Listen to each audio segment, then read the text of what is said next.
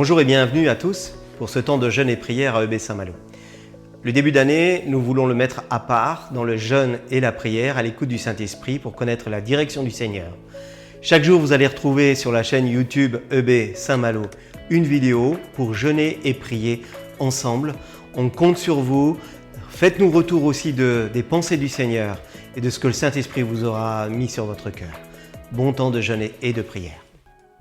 Bonjour, nous sommes donc dans notre semaine de jeûne et prière et pour aujourd'hui, j'aimerais vous partager la prière de Paul pour la famille des croyants. Paul a été inspiré à prier pour nous tous, à prier pour les croyants et il a mis en évidence un point important, la puissance qui agit en nous. Et j'aimerais qu'on le lise ensemble, c'est dans Éphésiens 3, versets 14 à 21. Voilà pourquoi je plie les genoux devant le Père de notre Seigneur Jésus-Christ, de qui toute famille dans le ciel et sur la terre tient son nom. Je prie qu'il vous donne, conformément à la richesse de sa gloire, d'être puissamment fortifiés par son esprit dans votre être intérieur. Puissamment fortifiés. Pour Paul, le chrétien, nous tous, devons vivre une chose, sont amenés à vivre une chose, c'est la puissance qui nous fortifie. Cette puissance ne vient pas de nous, elle vient du Saint-Esprit. Et elle se fait, elle construit en nous, elle transforme en nous, dans notre être intérieur. De sorte que le Christ habite dans votre cœur par la foi. Je prie que vous soyez enracinés et fondés dans l'amour.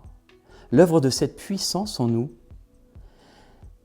c'est qu'en fait, il construit l'amour. Il nous enracine et il nous fonde dans l'amour. Il continue pour être capable de comprendre avec tous les saints quelle est la largeur, la longueur, la profondeur, la hauteur de l'amour de Christ.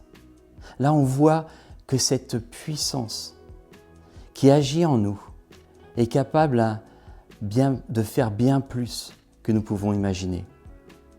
Paul parle de connaître cette largeur, cette longueur, cette profondeur et cette hauteur de l'amour de Christ.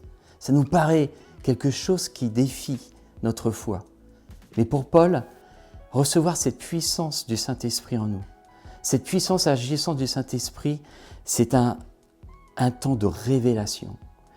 Et il ne met pas de limite à cela. Il continue et de connaître cet amour qui surpasse toute connaissance afin que vous soyez remplis de toute la plénitude de Dieu. Là encore, Paul parle d'un mot incroyable, c'est être rempli de la plénitude de Dieu. On voit que pour Paul, cette puissance agissante du Saint-Esprit a un effet qui n'a pas de limite. Et pour finir, il finit avec ce verset 21 où il est dit « à celui qui peut faire, par la puissance qui agit en nous, infiniment plus ». Et là, on voit que Paul nous dit à nous tous « ne raisonnez pas, ne raisonnons pas ». Ce n'est pas nous qui allons faire cette transformation en nous, mais c'est Dieu qui peut faire en nous. Par quoi? Par de nouveau la puissance qui agit en nous, infiniment plus que ce que nous demandons et pensons. Et il continue, à lui soit la gloire dans l'Église en Jésus-Christ. L'effet de cette puissance en nous va avoir un effet de glorifier Jésus-Christ au travers de nos vies, au travers de ce que nous disons, au travers de la manière dont nous agissons et parlons.